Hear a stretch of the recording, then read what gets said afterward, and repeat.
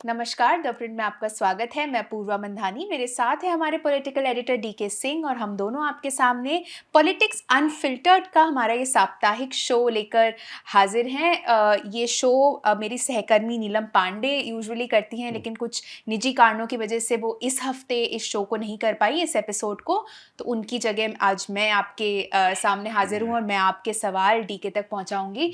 चलिए डीके, फिर सवालों से शुरुआत करते हैं। पहला सवाल तमिलनाडु पे आ रहा है। अनुभव सक्सेना बोल रहे हैं, कांग्रेस या भाजपा तमिलनाडु में पैर क्यों नहीं जमा पा रही है, जबकि अन्य सदर्न राज्यों में वे अभी भी मजबूत है। द्रविड़ राजनीति में ऐसा क्या अलग है जो राष्ट्रीय पार्टियों को दूर रखता है? देखिए 1967 तक तो वहाँ कांग्रेस का ही रोल था। 67 तक कांग्रेस के वहाँ चीफ मिनिस्टर थे। उसके बाद जो इंदिरा गांधी ने ब्लंडर किया, आपको याद होगा 1969 में जो कांग्रेस स्प्लिट हुई, उसके बाद इंदिरा गांधी को अपनी मेजॉरिटी रखने के लिए लोकसभा में जो कांग्रेस ओ और कांग्रेस आर बना, कांग्रेस आर जो इंदिरा गांधी का बना, तो उसको सरकार चलाने के लिए उनको सपोर्ट की जरूरत पड़ी, कुछ और एमपीज की जरूरत पड़ी। कांग्रेस के पास मतलब इंदिरा गांधी के सपोर्ट में उस समय 220 221 एमपीज थे, तो सपोर्ट लिया उन्होंने डीएमके का, लेफ्ट का। उसके बाद 71 जो इलेक्शन हुआ उसमें डीएम के साथ जो इनकी अंडरस्टैंडिंग हुई इंदिरा गांधी की, 10 हम लोकसभा सीट लड़ेंगे, कांग्रेस को 10 सीटें दी और असेंबली में कांग्रेस ने कंटेस्ट ही नहीं किया।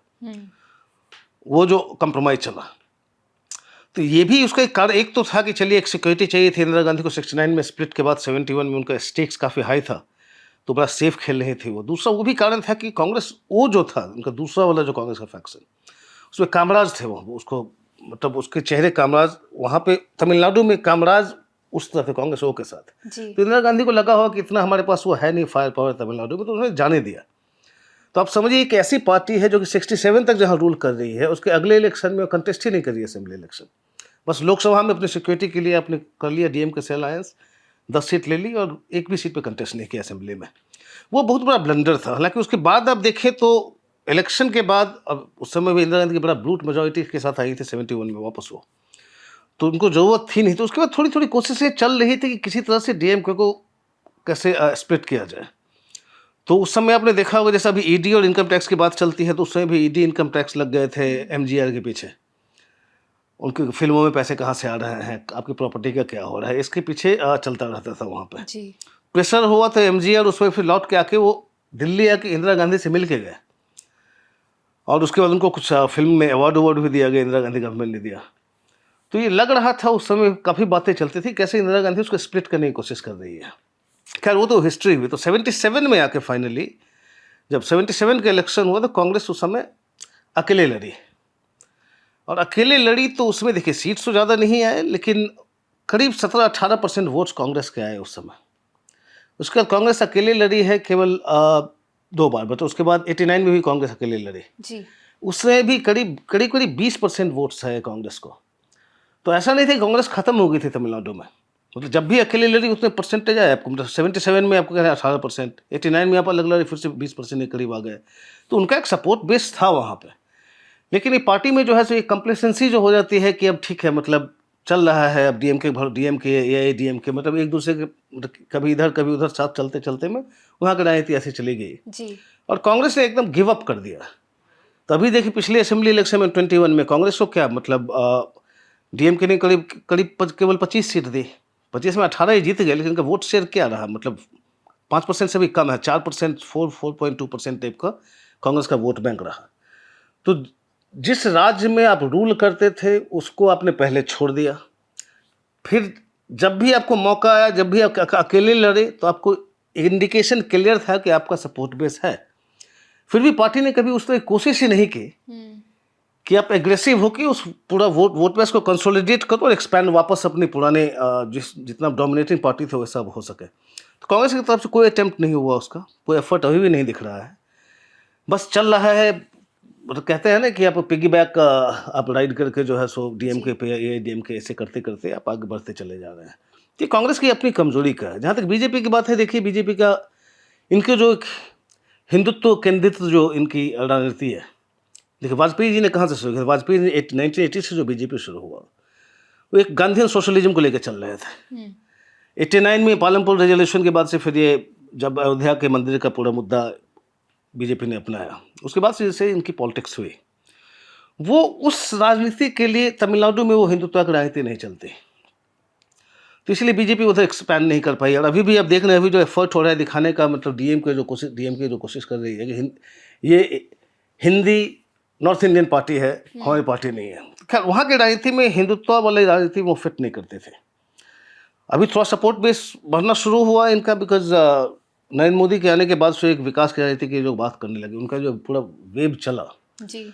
तो उतना इम्पैक्ट तमिलनाडु में आपको नहीं देखा, लेकिन धीरे धीरे दिख रहा है कि थोड़ी थोड़ी एक्सेप्टेबिलिटी आती जा रही है। लेकिन फिर भी जो बीजेपी की जो कोर जो एक राजनीति है वो तमिलनाडु की पॉलिटिकल हिस्ट्री, खैर कितना पीछे जाए हम, लेकिन तमिलनाडु की जो पॉलिटिकल हिस्ट्री रही है उसमें हिंदुत्व की राजनीति अभी उसमें चलती नहीं है। देखिए, अगले 2 सवाल साथ में लूँगी। संकल्प का सवाल है, बिहार में हालात कैसे हैं? क्या आरजेडी ने एमवाय से आगे बढ़ने के लिए कुछ किया है? और कांग्रेस अचानक कन्हैया को फिर से क्यों लॉन्च कर रही है? वे एक मास लीडर के बजाय मीडिया मास साबित हुआ है। उसके साथ कार्तिक पराशर का सवाल लूँगी, क्या बिहार कांग्रेस में बदलाव से आगामी चुनाव में कोई फ़ायदा होगा? देखिए आरजेडी डेफिनेटली वो एक्सपैंड करने की कोशिश करी है। एमवाई पार्टी जो उसको कहते हैं मुस्लिम यादव की जी। पार्टी है, तो काफ़ी तेजस्वी यादव काफ़ी दिनों से कोशिश कर रहे हैं कि वो हमारा वो हट जाए। जैसे वो कहते हैं लास्ट ईयर, जैसे उनका पूरा स्लोगन है कि हम माई नहीं बाप पार्टी है। बाप मतलब बहुजन हो गया, ए से आप अगराज कह लीजिए, फॉरवर्ड कास्ट जो है उनका, फिर ए से हो गया जो कि आधी आबादी जो विमेन का हो गया, और पी से पुअर जो हो गया। तो हम माई पार्टी नहीं है, बाप पार्टी है, मतलब ये तेजस्वी ने जो नारा दिया था। फिर उनका आप देखेंगे जैसे पिछले लोकसभा इलेक्शन में जो 23 सीटें जो लड़े आरजेडी, उसमें भी उन्होंने 8 यादव को दिया, 2 मुस्लिम को दिया, और बाकी सारे जैसे 4 कुशवाहा थे, 4 दलित थे, अलग अलग समाज को टिकट देकर उन्होंने सिग्नलिंग करने की कोशिश की। तो वो कोशिश कर रहे हैं, इतना सफल नहीं हुए जितना जैसे अखिलेश यादव जितना यूपी में सफल हुए हैं एक्सपैंड करने में अपना जो उनका वोट बेस है, जो सो कॉल एमवाई कम्बिनेशन के बियॉन्ड, वो अखिलेश यादव थोड़ा ज़्यादा सक्सेसफुल हुए हैं। वो तेजस्वी यादव का उतना सक्सेसफुल अभी तक नहीं रहा है, लेकिन वो कोशिश कर रहे हैं। जहाँ तक कांग्रेस की बात आती है, कन्हैया कुमार की बात आती है, तो देखिए कन्हैया कुमार को तो अब ऐसे स्टारडम मिला उनको उस सारे कंट्रोवर्सी के बाद। अब देखिए वो बेगूसराय में लड़े थे 2019 में लोकसभा इलेक्शन जी। और ठीक ठाक उन्होंने किया, हालांकि लड़े 4 लाख से ज़्यादा वोट से हारे वो बेगूसराय में। लेकिन दोबारा हारने के बाद जो कैंपस में पॉलिटिक्स करना बहुत आसान है जेएनयू में बैठ के, बाहर ग्राउंड पे जो करना होता है ये नहीं है कि आपने चुनाव लड़ा, पूरे देश में आपका पूरा पब्लिसिटी हुआ और आपने मतलब एक बहुत बड़े जैसे कितने बड़े नेता आ गए हैं, तो एक लेफ्ट लिबरल इंटेलिजेंसिया के जो का एक जनरल एक अटैचमेंट के सब पहुंच गए वहाँ उनके लिए कैंपेन करने के लिए। लेकिन चुनाव खत्म और फिर उसके बाद जो कन्हैया कुमार गायब हुए, बेगूसराय को भूल ही गए वो। मैं लास्ट ईयर ही बेगूसराय गया हुआ था, तो वहाँ अभी भी लोग उनको याद करते थे कि वो शायद आते तो शायद, बिकॉज वहाँ गिरिराज सिंह जो वहाँ पे गए वहाँ पे चुनाव लड़ने के लिए, वो उतने पॉपुलर नहीं थे वहाँ पे। लेकिन यहाँ से कन्हैया कुमार की तरफ दोबारा जब लौट के ही नहीं गए तो क्या जीतेंगे? फिर आप एक बार बेगूसराय से लड़ते हैं, फिर यहाँ पे नॉर्थ ईस्ट दिल्ली से लड़ने आ जाते हैं यहाँ पे, और अब फिर वापस बिहार में जाके आप यात्रा कर रहे होते हैं। तो इनको एक जमीन की जो राजनीति होती है उसमें लगातार रह के फाइट करना होता है। कभी यहाँ गए, कभी वहाँ गए, फिर ये कर लिए। लेकिन चलिए ठीक है, राहुल गांधी का जो एक जनरल एक सिंपैथी जो है उनका एक के साथ जो लेफ्ट लीनिंग लोग हैं जो उस तरह के स्टूडेंट पॉलिटिक्स से आए हैं, उनके आसपास काफ़ी हैं। तो एक उनका जो फैसिनेशन है राहुल गांधी के लेफ्ट की राजनीति से, उसके भी कन्हैया कुमार एक बहुत बड़ी बेनिफिशियरी है, क्योंकि कुछ भी अचीव नहीं करने के बाद भी देखिए एआईसीसी में एनएसयूआई के इंचार्ज हैं, अब उनको बिहार भेजा है, वो यात्रा करे जैसे कि वही एक चेहरा वो हो। तो ये कन्हैया कुमार के देखिए अब एक जगह से दूसरी जगह तीसरी जगह, फिर अब क्या करते हैं, उनका नया नया माइलस्टोन चेंज होता रहता है, वो क्या करना चाहता है जी। जहाँ तक चेंजेस बिहार में हुए हैं उसमें देखिए क्या होता है। राजेश कुमार उनको जैसे वहाँ की पीसीसी जो है प्रदेश कांग्रेस कमेटी का चीफ बना के भेजा, वो दलित चेहरे हैं, यंग है रिलेटिवली, मतलब 56 के हैं। तो अभी जो एक नया फिर से कांग्रेस की तरफ से अब जो देख रहे हैं पुश, अब जैसे कृष्णा अलबुरु कर्नाटक के हैं, उनको इंचार्ज बिहार का बनाया है। कन्हैया कुमार को भेजा है वहाँ पे, मतलब अब यात्रा उत्रा करो वहाँ पे बज क्रिएट करने के लिए। एक दलित को आपने प्रेसिडेंट फिर से बनाया है। हालांकि पहली बार नहीं हुआ है, लेकिन अब देखें तो 2013 से 17 तक अशोक चौधरी थे जी। वो दलित प्रेसिडेंट है वहाँ पे कांग्रेस के बिहार में। लेकिन फिर वो उन्होंने जाके कांग्रेस छोड़ के उन्होंने जेडीयू को ज्वाइन कर लिया। अब तो खैर काफ़ी क्लोज है नीतीश कुमार के। उसके बाद कांग्रेस का एक्सपेरिमेंट जो है ना रुकता नहीं है। तो पहले दलित चेहरे से शुरू किया, मतलब राहुल गांधी के टाइम की मैं बात कर रहा हूँ। उसके बाद वहाँ मदन झा थे, ब्राह्मण को चेहरा बना के लाए। फिर उसके बाद अखिलेश सिंह को जो भूमिहार है, फिर उनको चेहरा बना के लाए। अब वापस से फिर दलित को चेहरा बना के वो चाह रहे हैं कि शायद ये वोट बैंक कांग्रेस को दिख रहा है। जी। तो ये आइडेंटिटी पॉलिटिक्स कर कर कि अच्छा इसको चेहरा बना दिया तो उसे वोट मिलना शुरू होगा, ऐसे वोट नहीं मिला करता है। राजनीति ग्राउंड पे ही की जाती है। अगर चेहरा देख के लोग वोट देने लगे तो फिर तो मल्लिकार्जुन खड़गे आपके दलित हैं, प्रेसिडेंट है आपके, आपने तो स्वीप कर लिया होता। तो केवल दलित चेहरा बनाने से नहीं होता है, जो ग्राउंड वर्क करना होता है वो कांग्रेस सही भी नहीं कर रही है बिहार में। देखिए, बिहार से जुड़ा एक और सवाल था कि ऐसा लग रहा है कि नीतीश कुमार के बेटे निशांत कुमार आगामी विधानसभा चुनाव में राजनीति में प्रवेश करेंगे। जेडीयू में इस सक्सेशन को बीजेपी किस तरह देख रही है और इससे उन्हें क्या चुनौतियां मिलेंगी? देखिए क्यूरियोसिटी बहुत है, क्योंकि स्पेकुलेशन वाली बात है। अब थोड़ा सा ये इनके बेटे पॉलिटिकल स्टेटमेंट्स देना उन्होंने शुरू किया है कि नीतीश उनके फादर को जो है सो लोग वोट दे के जिताए, वही चीफ मिनिस्टर उनको पहले से डिक्लेयर किया जाए। तो इसलिए क्यूरियोसिटी है क्या ये राजनीति में आ रहे हैं, नहीं आ रहे हैं। खैर वो तो जब तक नीतीश कुमार से हम लोग नहीं सुनेंगे कहना मुश्किल है। जी। लेकिन मुझे याद आ रहा है जब अरुण जेटली थे, जैसे बीजेपी की तरफ से नीतीश कुमार को पहले जो बात होती थी ना, अरुण जेटली करते थे, मतलब वो मेन थे उसमें।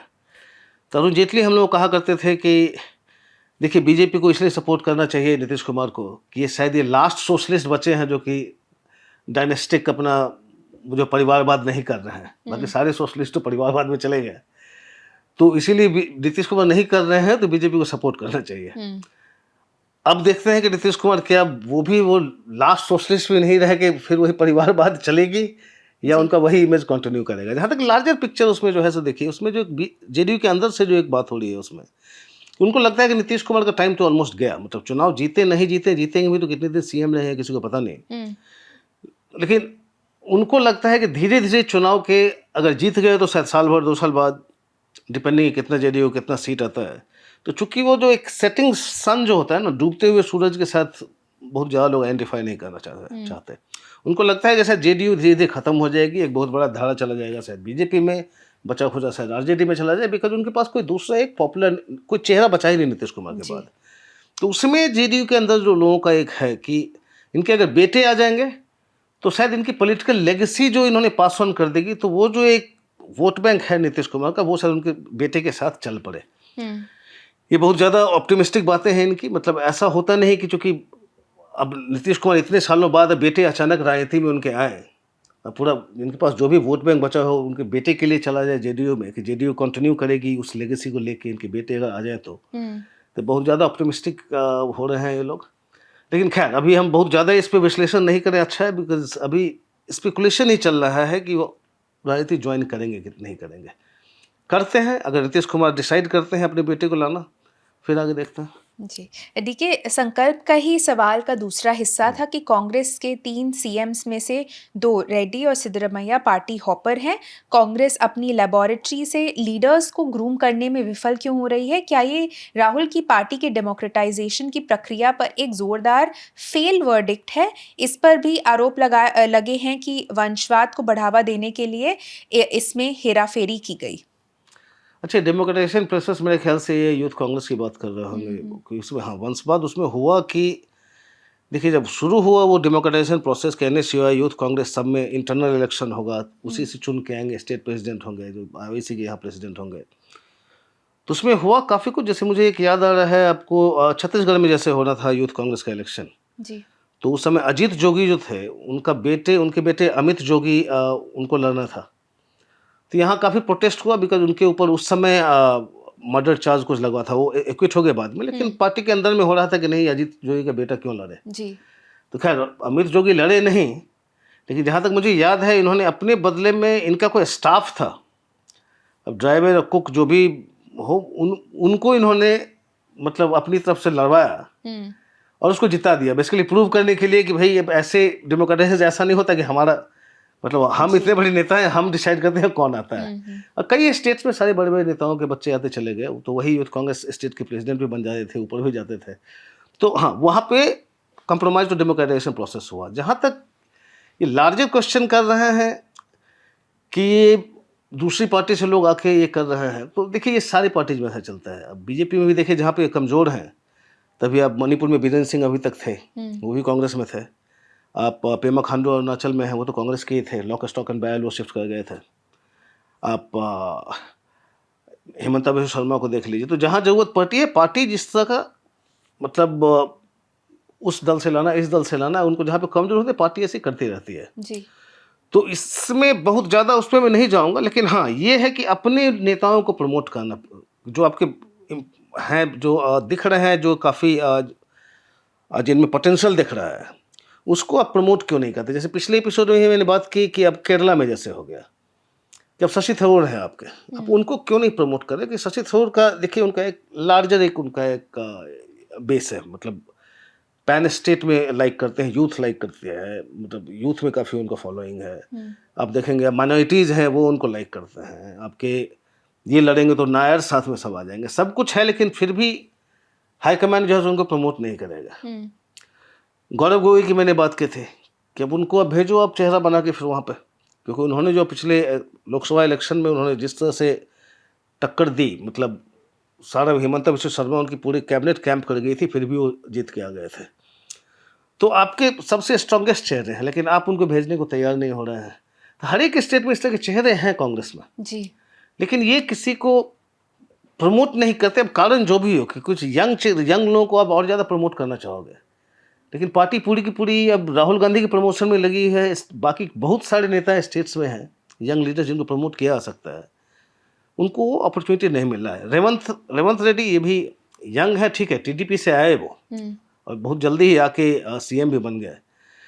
लेकिन देखिए, इसमें मैं फॉल्ट नहीं करूंगा कांग्रेस हाईकमान को, लेकिन फैक्ट है कि उन्होंने चुनाव जितवाया, और अभी भी इनके he is one of the brightest leaders in fact. तो जिस पार्टी से भी आया हो, मतलब कांग्रेस के लिए वो तो काम किया ही है। जी। तो अगला सवाल विशाल कुमार यादव का है। बोले दिल्ली सरकार का बजट 30% बढ़ गया 1 साल में, ये कैसे हुआ? देखिए, इनका करीब पिछला बजट करीब उनका आउटले था 76,000 करोड़ का, अब 1 लाख करोड़ का हुआ है। तो उसको थोड़ा सा आप ठीक से उसको देखेंगे तो आप देखिए, जैसे 6 महीने पहले आप सरकार गई थी, एनएसएसएफ जो है ना, नेशनल स्मॉल सेविंग्स फंड, उससे लोन के लिए गई थी, इनको 10,000 करोड़ चाहिए था, तो मना हो गया, मतलब वो पेंडिंग ही रह गया, वो लोन मिला नहीं। अब है इसमें कि अब ये सरकार, बीजेपी की सरकार आने के बाद इन्होंने फिर 15,000 करोड़ के लिए लोन के लिए किया है, तो एक्सपेक्टेड है कि वो आ ही जाएगा। फिर आप ग्रांट्स इन एड देखेंगे सेंटर का, तो ये जो 4,000 या 4,300 करोड़ कुछ हुआ करता था, वो बढ़ के करीब हो गया 12,000 करोड़। तो ये सारे जो एडिशंस जो हुए हैं ना जी। इससे इनका जो है सो बजट का फिगर इतना, वो उनको उतना मिल गया ऊपर। तो ऑब्वियसली ये जो डबल इंजन सरकार का ये फायदा तो होता है कि जब सेंटर आपके साथ में है जी। तो फंडिंग में ज़्यादा प्रॉब्लम नहीं होते। कार्तिक के 2 सवाल हैं। पहला लूँगी, आप दिल्ली बजट 2025 को कैसे देखते हैं? क्या ये संतुलित है या ये दिल्ली भाजपा के लिए परेशानी खड़ा करेगा? क्योंकि लोकसभा के विपरीत दिल्ली विधानसभा में उनके सामने एक मजबूत विपक्षी पार्टी आप है। देखिए, अभी तक है, कितनी मजबूत रहती है, कितने दिनों तक, हमें वो देखना है। जी। लेकिन ऐसा कोई प्रॉब्लम नहीं होगा। बजट को देखिए, ओवरऑल तो मेरा पर्सनल राय है कि अच्छा बजट था। देखिए, उसमें करीब 28% जो है इनका कैपिटल एक्सपेंडिचर पे उन्होंने दिया हुआ है, प्लस स्कीम से एजुकेशन में उन्होंने करीब अच्छा खासा एजुकेशन के लिए बजटरी एलोकेशन बढ़ाया है। तो सॉलिड चीज़ों में दिया है इन्होंने। आप यमुना के क्लीनिंग के लिए देखिए, उसमें उसका एलोकेशन है। जी। तो बजट का जहाँ तक देखें, जिस डायरेक्शन में जा रहा है उसमें कुछ भी गलत नहीं है। एक्चुअली मैं उसको वेलकम करूँगा। हाँ, उसमें एक जो थोड़ा खटकता है वो है जो कि इन्होंने वो महिला समृद्धि योजना जो है, जो महिलाओं को जो 2,500 रुपये का वायदा किया था, उसके लिए एलोकेट इन्होंने किया है 5,100 करोड़। मतलब पूरे बजट का 5% आपने केवल मतलब फ्रीबीज में आपने देने का किया है, जो कि रिकरिंग होगा, चलता ही रहेगा ये। जी। जी। इन्हीं का ही अगला सवाल है डीके कि क्या राहुल गांधी दिन ब दिन कमजोर होते जा रहे हैं? यात्रा और लोकसभा चुनाव के नतीजों के बाद कांग्रेस में उनकी थोड़ी इज्जत बढ़ी है, लेकिन फिर भी वे हरियाणा कांग्रेस में बदलाव नहीं कर पा रहे हैं। देखिए, हरियाणा कांग्रेस का जहाँ तक है, मेरी जहाँ तक जानकारी है, वो गए थे, लीडर्स गए थे वहाँ से, एमएलए सबसे मिली, उनकी रिपोर्ट हाईकमान के पास पेंडिंग है। लेकिन ये जो चाह रहे हैं कि लीडर ऑफ अपोजिशन भी, जो इनका जो लेजिस्लेटिव पार्टी जो लीडर होगा वो, और साथ साथ ये पीसीसी हरियाणा कांग्रेस के प्रेसिडेंट को भी बदलना चाहते हैं ये। अब इसमें भूपेंद्र सिंह हुड्डा और उनके डिट्रैक्टर्स, उसके बीच में मामला फंसा हुआ है कि किसको क्या मिला। बिकॉज अभी देखिए, एमएलएज के बीच में वो सारे भूपेंद्र हुड्डा को देखा जाए तो, मतलब अगर आप वोटिंग करवाएंगे एमएलए से तो भूपेंद्र हुड्डा इसी हो जाएंगे एलओ पे। लेकिन ये हाई कमांड अभी नहीं चाह रही है। जी।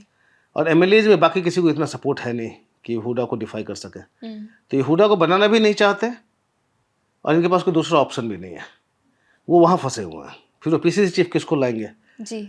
तो कई महीने हो गए इलेक्शन के, देखिए अब तक वैसे ही चल रहा है। ये जो इंडिसीजन वाला जो है ना कांग्रेस में, कि ठीक है चलने दो, मतलब चल रहा है, कोई बॉदर नहीं करना। सोचिए बजट सेशन है और एलओपी नहीं है, जी। तो कांग्रेस का ऐसे ही रवैया है, देखिए कब चेंज होता है इसमें। देखिए, अगला सवाल अनुभव सक्सेना का है। वो बोल रहे कुणाल कामरा मामले में शिंदे सेना की वैंडलिज्म को भाजपा ने क्यों बर्दाश्त किया? उनके पास अच्छे नंबर्स हैं, तो उन्हें ऐसे गुंडों, या उन्होंने गूंस वर्ड यूज किया था, को बर्दाश्त करने की क्या जरूरत है? इससे लोगों के बीच भाजपा की इनटॉलरेंट पार्टी होने का बहुत गलत मैसेज गया है। देखिए कुणाल कामरा में भाजपा को अपना भी प्रॉब्लम है ना। ये नरेंद्र मोदी को भी क्रिटिसाइज, प्राइम मिनिस्टर को क्रिटिसाइज करते रहते हैं कुणाल अपने शोज में, तो बीजेपी को प्रॉब्लम तो उनसे है ही। जी।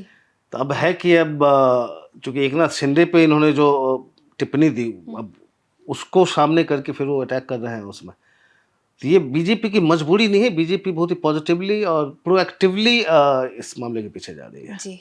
आदित्य पूछ रहे हैं डीके कि मान लीजिए कि हाल ही में कुणाल कामरा विवाद में सीएम देवेंद्र फडणवीस ने कॉमेडियन से माफी मांगने के लिए नहीं कहा होता और इसे एक सामान्य कॉमेडी शो मान लिया होता, तो क्या इससे शिवसेना और बीजेपी के बीच रिश्ते खत्म हो जाते? साथ ही बहुमत से सिर्फ 10 सीटें कम और अजीत पवार समूह से पर्याप्त समर्थन के बावजूद बीजेपी को सरकार चलाने के लिए शिंदे समूह के समर्थन की जरूरत क्यों है? देखिए ऐसा, जो देवेंद्र फडणवीस सीएम बनने का जितना कुछ कर रहे हैं, उनसे तो ऐसे ही लगता है कि वो चाहते हैं कि शिंदे हट के चले जाए, क्योंकि उन्होंने बहुत सारे स्कीम्स को इंस्टॉल कर दिया, कुछ में इंक्वायरी ऑर्डर कर दिए, तो ऐसे लग रहा है कि जैसे कि उसको चाह रहे हैं कि पुश आउट के आप खुद ही निकल जाओ। लेकिन सेंट्रल लीडरशिप का जहाँ तक शिंदे के बारे में ख्याल है, वो उनके साथ भी का जो आइडियोलॉजिकली अलाइंड है, वो ज़्यादा कंफर्टेबल फील करते हैं। और हाईकमांड में ऐसा कुछ भी इनका ये नहीं है कि ठीक है, मतलब आप ठीक है, आप चाहो तो अपने आप पे सरकार चला सकते हो, 10-20 एमएलए इधर उधर से दूसरी पार्टी जिलाना कोई बड़ी बात नहीं है। लेकिन अब क्यों आप, एक स्टेबल गवर्नमेंट चल रही है, उसको कहते हैं ना वो रॉक द बोट टाइप को, उसकी क्या जरूरत है? उसकी करने की जरूरत है नहीं अभी उनको। और शिंदे आइडियोलॉजिकली अलाइंड है, उनकी अच्छी बनती है यहाँ, मतलब अमित शाह से भी उनकी काफ़ी अच्छी बनती है। तो कोई कारण नहीं है बीजेपी के लिए अभी उनको हटाना, स्पेशली बिकॉज अभी दूसरा साइड ठीक है, एक चुनाव में आपने देखा उद्धव ठाकरे की पार्टी हो या शरद पवार की पार्टी हो, उनको सेटबैक हुआ है, लेकिन वो अभी भी हैं। जी।